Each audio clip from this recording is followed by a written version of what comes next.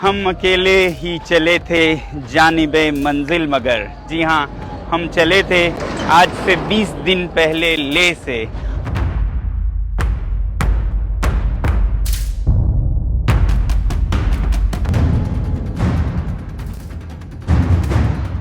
Salah Parja.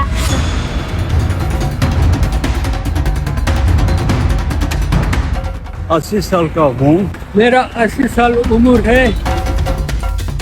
Central और north Delhi पूरे में एक ऑर्डर लगा है जो कि सेक्शन 144 जैसा ही है, नाम कुछ और है।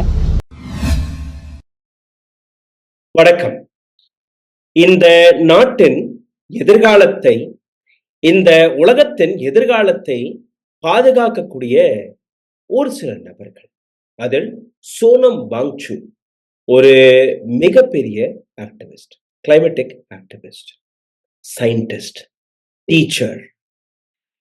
இதே பிரைம் மினிஸ்டர் மோடியை பாராட்டிய நபரும் இவர்தான்.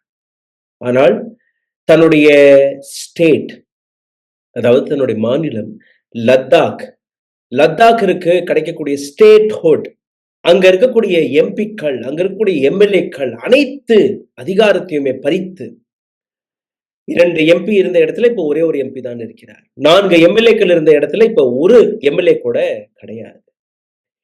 எங்களுக்கு கிடைக்கக்கூடிய வேலை வாய்ப்பு, எங்களுக்கு கிடைக்கக்கூடிய அதிகாரம், எங்களுக்கு கிடைக்கக்கூடிய பல்வேறு விஷயங்களை நாங்க எங்க எடுத்து வைப்பது? இது முதல் விஷயம். 2வது, பே கமிஷன் 6 பிரகாரம் அங்க அவருக்கு எந்த விதமான ஸ்டேட்மெண்டும் கிடைக்கவில்லை. இது 2வது. 3வதாக மிக முக்கியமான பிரச்சனை, லத்தாக்கில் நரேந்திர மோடி அரசாங்கம் வந்ததற்கு பின்பு வரக்கூடிய பல்வேறு ஸ்கீம்ஸ், பல்வேறு சட்டங்கள் வழியாக கார்ப்பரேட்களுக்கு லத்தாக்கை விற்கக்கூடிய வேலையை பார்த்து வருகிறார்கள். இதனால் லத்தாக்கை அழிந்துவிடும் என்கிற அந்த அக்கறை. இதுக்காக ஒரு 21 நாட்கள் உண்ணாவிரதம் இருந்து பார்த்தார். எதுவும் நடக்கவில்லை. பிரைம் மினிஸ்டர் மோடி ஒரு முறை காதில் கூட கேட்கவில்லை. என்ன கோரிக்கை என்று கூட பேசவில்லை. நரேந்திர மோடியை விட்டு விடுங்கள். இந்த நாட்டில் இருக்கக்கூடிய எந்த அரசியல்வாதியுமே அவரை பற்றி கவலை கூட படவில்லை. இங்க இருந்த உண்ணாவிரதம் எல்லாம் இருந்து சரிப்பட்டு வராது. நாங்க நடைப்பயணமாக அமைதி வழியாக டெல்லிக்கு செல்கிறோம், டெல்லி வருகிறோம், டெல்லி செல்லுவோம் என்கிற ஒரு போராட்டத்தை அவர் கையில் எடுக்கிறார். இதை போராட்டமாகவும் பார்க்க முடியாது. நடைப்பயணமாக லத்தாக்கில் இருந்து கிளம்பி டெல்லி அக்டோபர் 2ஆம் தேதி காந்தி ஜெயந்தி அன்று நாங்க வந்தடைவோம். அங்க இருக்கக்கூடிய எங்களுடைய பிரச்சனைகள் எடுத்து வைத்துட்டு நாங்க போயிடுவோம். அமைதியாக தான் வந்துட்டு. நேற்று பஞ்சாப், ஹரியானா பஞ்சாபை கடக்கும் போது, இது ஹரியானால எலெக்ஷன் வரப்போகிறது. அதனால இந்த இடத்துல நாங்க நடந்து போனோம்னா பொலிட்டிக்கல் மைலேஜ் எடுப்பதற்காக ஒரு சில அரசியல்வாதிகள் எங்களை பயன்படுத்துவார்கள். அதனால நாங்க வர தயாராகவில்லை. அதாவது நடைப்பயணத்தை நாங்க அவாய்ட் பண்றோம். We don't want any political agendas or political views வைத்திருக்கக்கூடிய நபர்கள் எங்களை சந்திப்பது எங்களுக்கு வேண்டாம். எங்களுடைய பியோர் மோட்டோ லத்தாக்ல இருக்கக்கூடிய பிரச்சனைகளை நாங்க எடுத்து வைப்பது மட்டும்தான். நாங்க யாரையுமே பகச்சுக்கெல்லாம் விருப்பப்படல. சரி, அப்ப என்ன நடந்தது?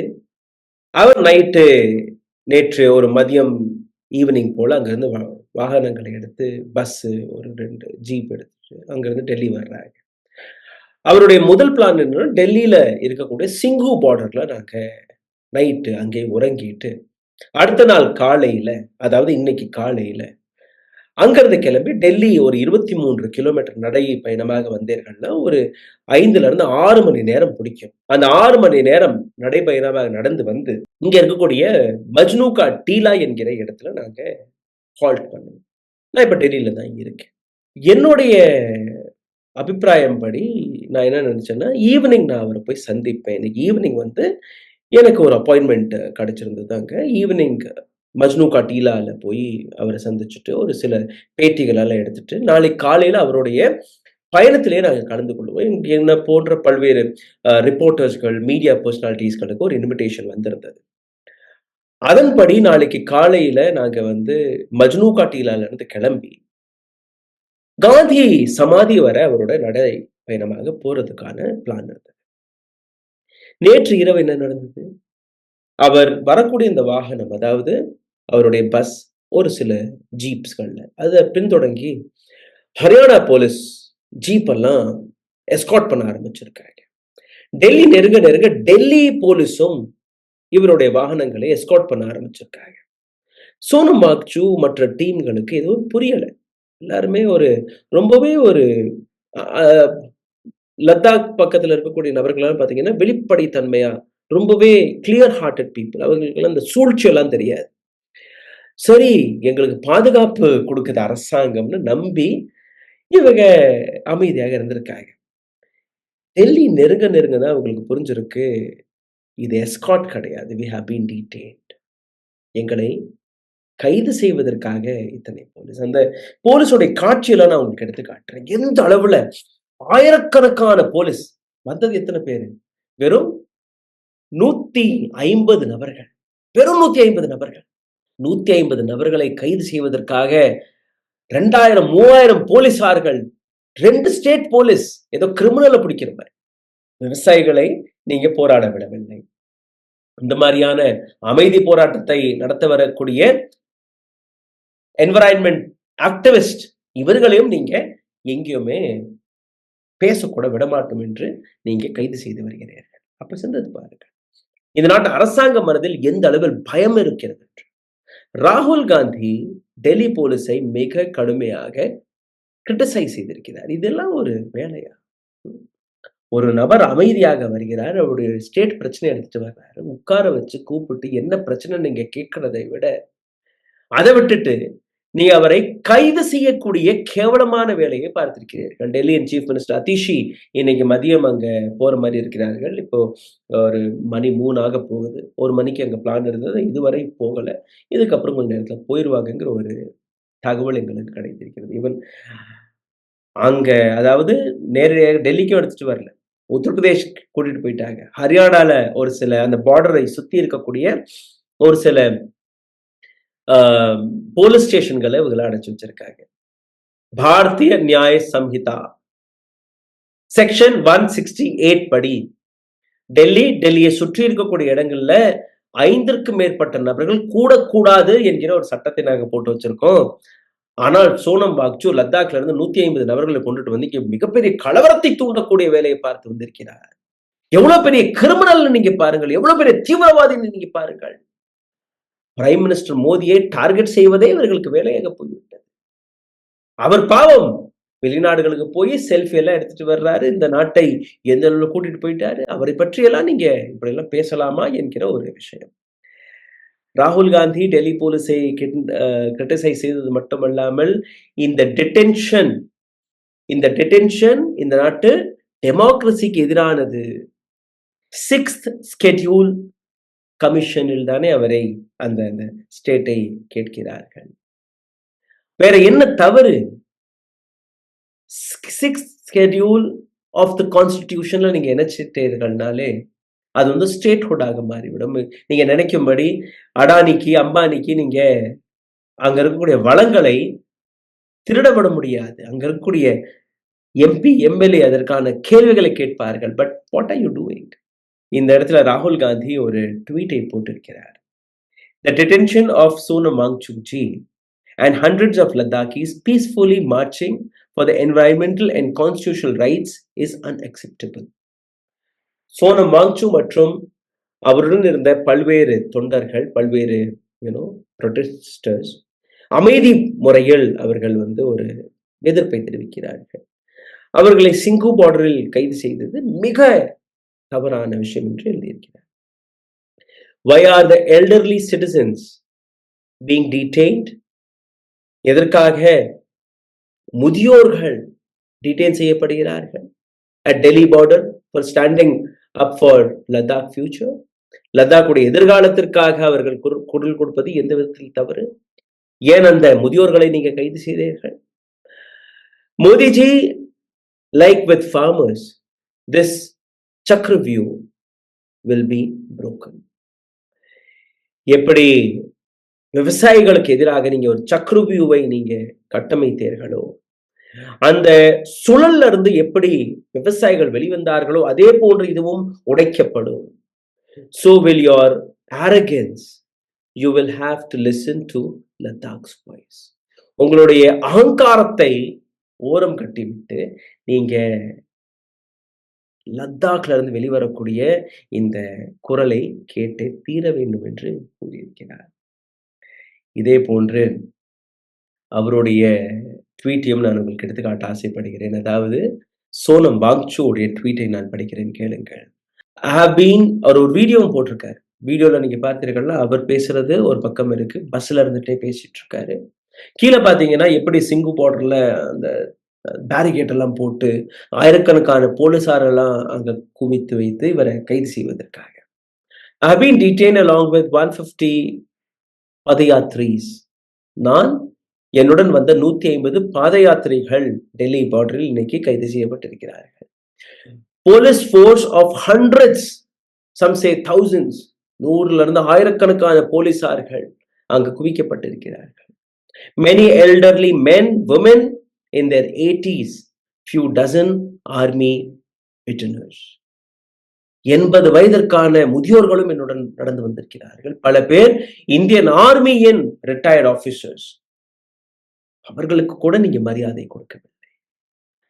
Our fate is unknown. எங்களுடைய தலையெழுத்து, எங்களுடைய விதி எங்களுக்கு தெரியவில்லை. We were on the most peaceful march to Bapu Samadhi. மிக அமைதியான முறையில் எங்களுடைய போராட்டம் நடந்து கொண்டிருந்தது. எந்த விதமான ஒரு பிளாங்கார்டு கூட இல்ல சார். கையில நீங்க பாத்தீங்கன்னா ஒரு வெள்ளை துணி மட்டும்தான். இந்த வெள்ளை துணி அமைதிக்கான ஒரு ஒரு சைன். அதை கூட உங்களால பொறுத்து கொள்ள முடியவில்லை. அதாவது இந்த நாட்டு அரசாங்கத்தோடைய நோக்கத்தை பாருங்கள். அமைதி இங்க இருக்கக்கூடாது, வெறுப்பை மட்டும் தான் இங்க விற்க வேண்டுமே ஒழிய நீங்க நீதியை பற்றியோ, நியாயத்தை பற்றியோ, டெமோக்ரஸி பற்றியோ, கான்ஸ்டிடியூஷன் பற்றியோ, அன்பை பற்றியோ, பாசத்தை பற்றியோ நீங்க பேசக்கூடாது. இதைத்தான் பிரைம் மினிஸ்டர் மோடி எடுத்து காட்டியிருக்கிறார். The largest democracy in the world, the mother of democracy, Hai Ram. Hai Ram. Hey Ram, இப்போ ஹாய் ராம். நெஞ்சில் அடிச்சு அவர் வேதனையுடன் இந்த விஷயத்தை போட்டிருக்கிறார், ஹாய் ராம் என்று கூறி. எவ்வளவு ஒரு கொடூரமான விஷயம் என்று பாருங்கள். அவருடைய கோரிக்கை, என்னுடைய மாநிலம், என்னுடைய மாநிலத்தை நீங்க வெட்டி கூறு போட்டு வித்து வருகிறீர்களே, அதை காப்பாற்றுவதற்காக நாங்கள் களம்பிறங்கி இருக்கிறோம்.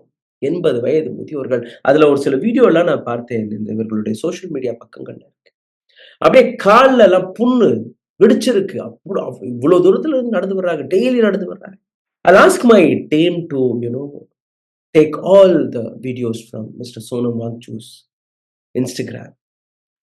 அவர் நடந்து வந்த அந்த பயணத்திற்கான ஒரு முழு வீடியோவை ஒரு 2-3 நிமிடத்தில் கட்டெல்லாம் பண்ணி அவர்களுடைய வேதனையை, அவர்களுடைய எனர்ஜியை அனைத்தையுமே எடுத்துக்காட்ட கூற போகிறேன்.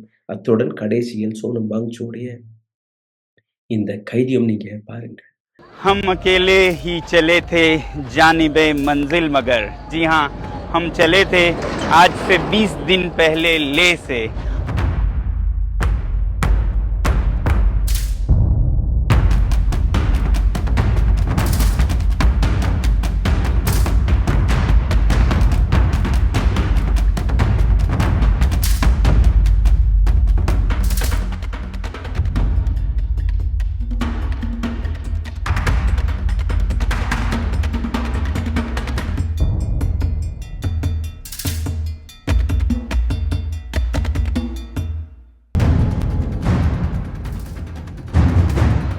Salaparja.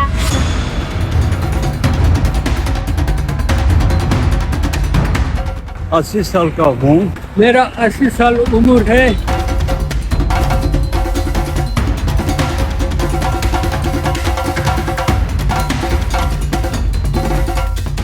सेंट्रल और नॉर्थ दिल्ली पूरे में एक ऑर्डर लगा है जो कि सेक्शन 144 जैसा ही है, नाम कुछ और है। இந்த நாட்டில் டெமோக்ரஸி இருக்கிறதா? இந்த நாட்டில் கான்ஸ்டிடியூஷன் என்கிற புஸ்தகம் இருக்கிறதா? இந்த நாட்டில் லா அண்ட் ஆர்டர் இருக்கிறதா என்று எனக்கு புரியவில்லை. உங்களுக்கு புரிந்திருந்தால் தயவு செய்து கீழே கமெண்டில் உங்களுடைய கருத்துக்களை எழுதிவிடுங்கள். சோனம் வாங்சூடன் ஒட்டுமொத்த இந்தியா இன்னைக்கு எழுந்து நிற்க வேண்டும். இன்னைக்கு லத்தாக்குடைய பிரச்சனையை அவர்கள் நெரிச்சு வருகிறார்கள். இதற்கு முன்பு விவசாயிகளுடைய பிரச்சனையை இவர்கள் முடக்கி வந்தார்கள். நாளைக்கு தமிழ்நாட்டுடைய பிரச்சனையை எடுத்துக்கொண்டு அது நடந்துருச்சு. ஏற்கனவே எலியை வாயில கடிச்செல்லாம் போராடி பார்த்தார்கள் இந்த நாட்டு விவசாயிகள். ஆனால் ஒரு முறை கூட பிரைம் மினிஸ்டர் மோடி அவர்களை சந்திக்க. அப்போ விவசாய போராட்டமாக இருக்கட்டும், லத்தாக் பிரச்சனையாக இருக்கட்டும், தமிழக பிரச்சனையாக இருக்கட்டும், அல்ல எந்த பிரச்சனையாக இருந்தாலுமே இந்த நாட்டு அரசாங்கம் செவிசாய்க்காது என்பது தெளிவாக தெரிய வந்துவிட்டது. இதற்கு மேலும் நீங்க அமைதியாக இருந்தீர்கள்னா இந்த நாட்டின் மீது உங்களுடைய பற்றன் அதுவே ஒரு மிகப்பெரிய கேள்வியாக மாறிவிடும். நீங்க நாட்டு பற்றுள்ளவராக இருந்தால், இந்த நாட்டிற்கு சேவை செய்ய மனம் இருக்கக்கூடிய நபராக இருந்தால், தயவு செய்து இந்த வீடியோவை பகிருங்கள். சோனம் வாங்சுடன் இன்னைக்கு நாடு முழுவதும் நாம் அனைவருமே எழுந்து நிற்க வேண்டும். நன்றி, வணக்கம். ஊடகம் கார்ப்பரேட் அரசியல்வாதிகளின் கைப்பாவையாக அடிமைகளாக இருந்தது போதும். இனி சாட்டை எடுத்து சுழற்றும் நேரம் வந்துவிட்டது. ஊடகம் பொதுமக்களாகிய உங்களுக்காக உங்களாலேயே இயக்கப்பட வேண்டும். ஊடக சுதந்திரத்திற்காக உங்களின் பங்களிப்பை இன்றே அளித்திடுங்கள்.